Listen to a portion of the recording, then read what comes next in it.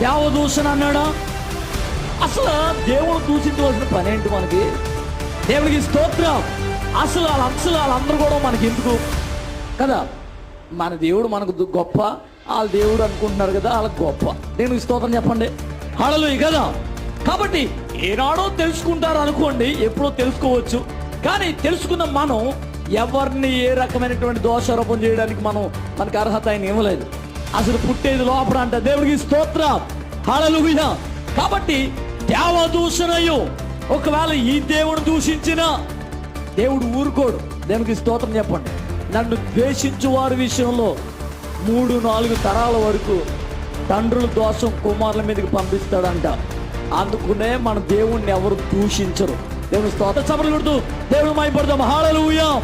దూషిస్తే 3-4 తరాలు, ఆయన ప్రేమిస్తే 1000 తరాల ఆశీర్వాదం.